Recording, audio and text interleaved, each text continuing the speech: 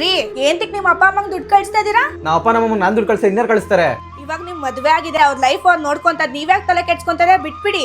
ಈ ವಯಸ್ಸಲ್ಲಿ ಅವ್ರು ಕಷ್ಟಪಡೋದು ನೋಡಿ ನಾನು ದುಡ್ಡು ಕೊಡದೆ ಹೆಂಗಿರ್ಲಿ? ಇನ್ನೊಂದ್ಸತಿ ನೀನ್ ಅವ್ರಿಗೆ ದುಡ್ಡು ಕೊಟ್ಟಿದ್ ನನ್ಗೆ ಗೊತ್ತಾದ್ರೆ ನಾನು ನನ್ನ ತವ್ರ ಮನೆಗೆ ಹೋಗ್ತೀನಿ.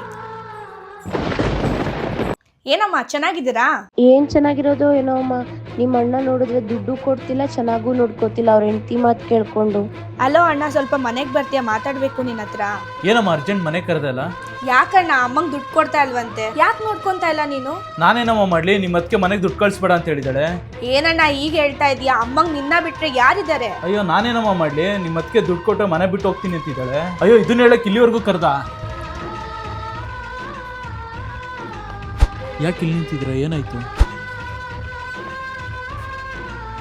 ರೀ ನಮ್ಮ ಅಪ್ಪ ಅಮ್ಮಂಗ್ ನಮ್ಮ ಅಣ್ಣ ಎಷ್ಟು ಮುಖ್ಯನೋ ನೀವು ನಿಮ್ಮ ಅಪ್ಪ ಅಮ್ಮಂಗ್ ಅಷ್ಟೇ ಮುಖ್ಯ. ಅದನ್ನ ನಾನು ಮರ್ತು ಬಿಟ್ಟೆ. ಇನ್ಮೇಲೆ ಅತ್ತೆ ಮಾವನ್ ಚೆನ್ನಾಗಿ ನೋಡ್ಕೊಳ್ಳೋಣ. ನಮ್ಮ ಬಂಧ ಅನುಬಂಧ ಸ್ವರ್ಗವೇ ನಾಚುವ